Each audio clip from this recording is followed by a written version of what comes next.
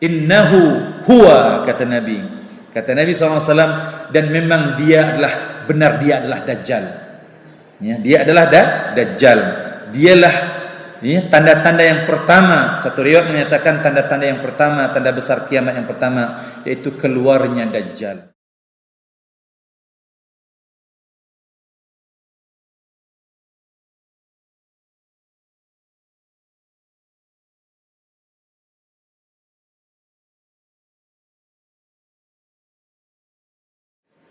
Nabi SAW menceritakan dalam hadis Abu Umamah, "Ya ayyuhan nas, innaha lam takun fitnatan ala wajhil ard mundu dhara Allahu dzurriyyata Adam a'zamu min fitnatid Dajjal."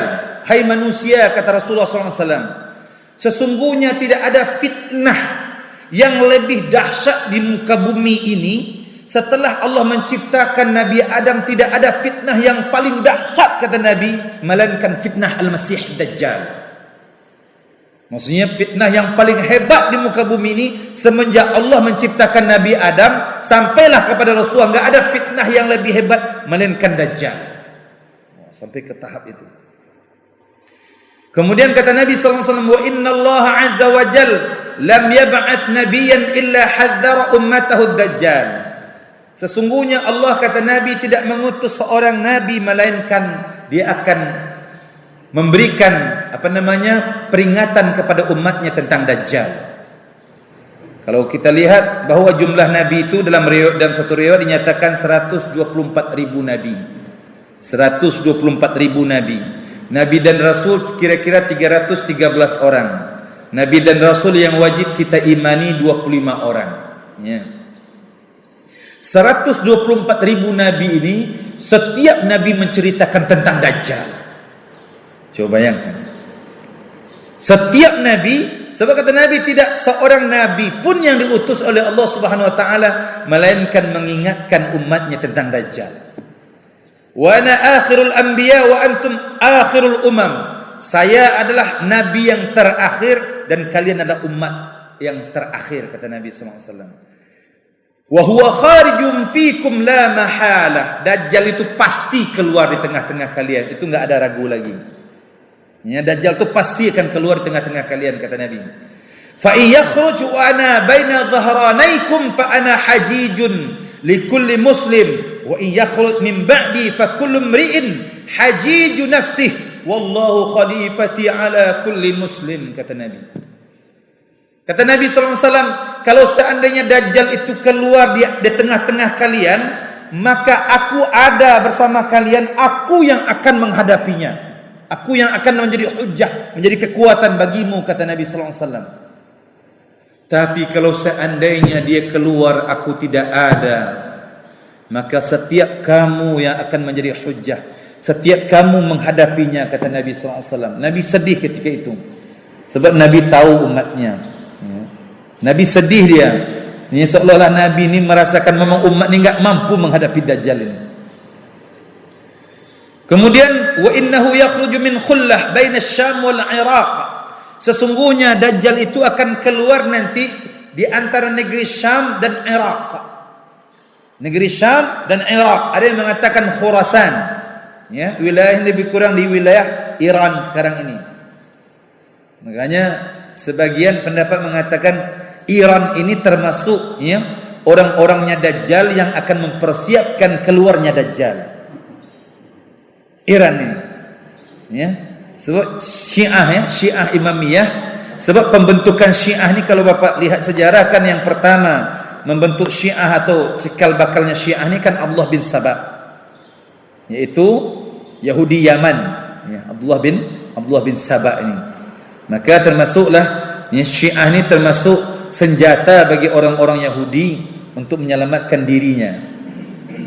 Dan bisa jadi, dan memang sekarang Iran ini memang kuat dia, baik dari segi keuangan, mata uangnya, maupun dari segi ketentaraannya. Bapak, kalau Bapak lihat di YouTube juga, bahwa orang-orang Iran nih bukan laki-laki saja yang dilatih militer nih, termasuk wanita-wanita. Ya, wanita-wanita itu sudah mampu memegang AK-47 segala macam tuh, dia wanita-wanita itu hebat-hebat wanitanya. Dan memang Masya Allah, Iran ini memang sudah dipersiapkan. Dan memang kata Nabi, wa innahu yakhruj min khullah baina Syam wal Iraq. Sesungguhnya Dajjal itu keluar di khullah, di antara negeri Syam dan Iraq. Ya. Fa inni sa'asifuhu lakum sifatan lam yusifha atau lam yusifha iyyahu nabiyyun qabli. Pada saat ini aku akan menceritakan ciri-ciri Dajjal itu yang mana para nabi belum menceritakan ciri-ciri yang seperti mana aku menceritakan ciri-cirinya, kata Nabi sallallahu alaihi wasallam. Wa innahu yabda'u fayaqul ana nabi wa la nabiyya ba'di. Ketika Dajjal keluar, Dajjal itu akan mengatakan bahwa saya nabi. Perkataan yang akan keluar ketika Dajjal keluar, yang keluar kata-katanya adalah aku nabi. Sekarang ada Dajjal pendusta juga, kan? Dajjal pendusta. Ini dia bukan Dajjal tapi mengaku nabi. Kan banyak juga sekarang, terutama di daerah Jawa kan. Yang macam-macam. Ada namanya sekarang ni agama Jasun, Jawa Sunda kan. Ya, nama nabinya Tugimin. Nama nabinya Tugimin. Macam-macam sekarang ni. Bahkan di daerah Jawa sekarang ni sampai terakhir tu berita yang ada bahwa di Jawa itu sudah mengangkat Imam Mahdi, yaitu di antara Hajar Aswad dengan Hijr Ismail. Bahwa 313 orang Jawa sudah mengangkat Imam Mahdi. Oh, Masya Allah, sekarang ini Indonesia ini memang hebat betul ya. Jadi Imam Mahdi itu keluarnya dari Indonesia. Padahal Imam Mahdi itu dalam riwayat itu dia keluar daripada Madinah, dia dari keturunan Rasulullah yang lahir di Madinah. Ya, oke. Kita teruskan. Maka banyak orang-orang yang mengaku sebagai Tuhan, sebagai nabi, padahal dia adalah Dajjal pendusta. Dan Dajjal sendiri itu pun ketika dia keluar dia mengaku sebagai nabi. Kemudian thumma yuthni fayaqulu ana rabbukum. Kemudian setelah dia mengaku sebagai nabi, perkataan yang kedua setelah orang percaya dengan dia, dan dia pun mengaku bahwa saya adalah Tuhan. Dia mengaku pula sebagai Tuhan. Ana rabbukum, saya adalah Tuhan. Wala tarawna rabbakum hatta tamutu, dan kamu tidak akan melihat Tuhanmu, kata Nabi, melainkan setelah kematianmu. Kita enggak akan bisa melihat Allah sekarang, melainkan setelah mati. Makanya Ustaz sampaikan dalam beberapa ceramah Ustaz bahwa Nabi Musa ketika ingin melihat Allah karena permintaan kaumnya, kata Allah, hai Musa, engkau enggak akan bisa melihat aku. Tapi karena permintaan Nabi Musa diminta juga, kalau kamu ingin melihat aku, maka lihatlah Bukit Tursina. Maka Allah nampakkan cahayanya, pingsan, mati semuanya. Ada yang mengatakan pingsan, dan mengatakan dalam satu tafsir mengatakan mati. Maknanya kita enggak akan mampu melihat Allah sekarang ini, sebab dimensi kita enggak akan mampu, melainkan kita mampu melihat Allah setelah mati kita, seperti mana Nabi menyatakan. Kalau Dajjal itu mengaku bahwa saya adalah Tuhanmu, maka kata Nabi, kamu yakinlah bahwa kamu tidak bisa melihat Tuhanmu melainkan setelah kematian. Ini bukan maknanya dia bukan Tuhan. Wa innahu a'war wa inna rabbakum laisa bi'a'war. Sesungguhnya Dajjal itu dia buta. Bukan maknanya Dajjal itu bermata satu. Innalillahi wa inna ilaihi raji'un. Sekarang nih macam-macam di Facebook lah, di WhatsApp, ada anak yang lahir bermata satu. Oh, Dajjal sudah keluar katanya. Ini enggak tahu hadis nih. Maka orang kalau enggak tahu hadis mengatakan bahwa Dajjal itu memang matanya satu.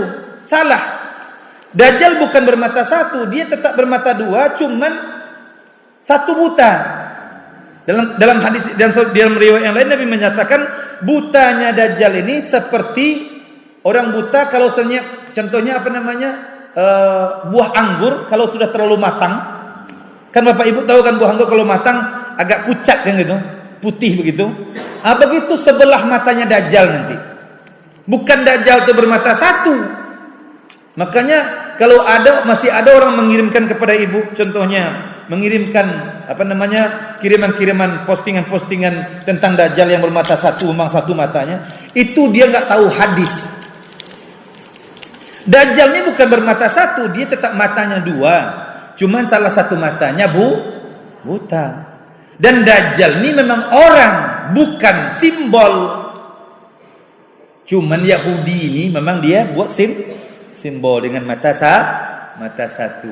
Dajjal ini bukan simbol. Dajjal ini betul-betul orang. Satu riwayat menyatakan bahwa Dajjal ini lahirnya ketika di zaman Nabi Daud. Cuman Allah punya kuasa, dengan kuasanya Dajjal ini memang kulitnya bersamaan dengan waktu. Bersamaan dengan waktu maksudnya kalau kita ni enggak bersamaan dengan waktu, semakin bertambah umur kita semakin keriput kulit kita. Tapi Dajjal tu kulitnya, badannya bersamaan dengan waktu. Ustaz, kenapa bisa begitu? Ya Allah mau menciptakan seperti itu. Sama juga dengan Nabi Isa. Nabi Isa sampai sekarang masih hidup kan? Saya tanya sama ibu semua, bapak semua, Nabi Isa diangkatkan ke langit tu ruhnya saja atau dengan jasadnya sekali? Dengan ruh atau jasad? Dengan jasadnya sekali. Kalau ruh ya orang mati biasa aja itu. Kalau orang mati diangkatkan ruh itu biasa, bukan sesuatu yang hebat. Tapi Nabi Isa itu memang diangkatkan oleh Allah dengan jasadnya. Kalau ruhnya dicabut ya orang meninggal biasa. Tapi Nabi Isa itu memang diangkatkan dengan jasadnya. Maka jasad Nabi Isa juga sama dengan jasadnya Dajjal. Makanya nanti di akhir kesimpulan kita bahwa yang mampu membunuh Al-Masihud Dajjal adalah Isa Al-Masih. Orang yang sama. Maksudnya orang yang sama hebatnya. Yang akan membunuh Al-Masihud Dajjal Isa Al-Masih. Memang nanti Allah, maksudnya nanti sebenarnya Allah menciptakan Dajjal dengan Nabi Isa ini, yang bahwa kulitnya bersamaan dengan waktu. Sebenarnya Allah juga ingin memberitahukan kepada kita bahwa nanti di sorga kita kekal abadi seperti itu. Ndak tua, ndak tua, ndak anak-anak kami. Di antara ahlul jannah a'maruhum 30 ma baina 30 wa 33. Kata Nabi sallallahu alaihi wasallam, umur ahli sorga itu di antara 30 tahun dan 33 tahun. Umur ahli sorga itu 30 tahun, 33 tahun semuanya.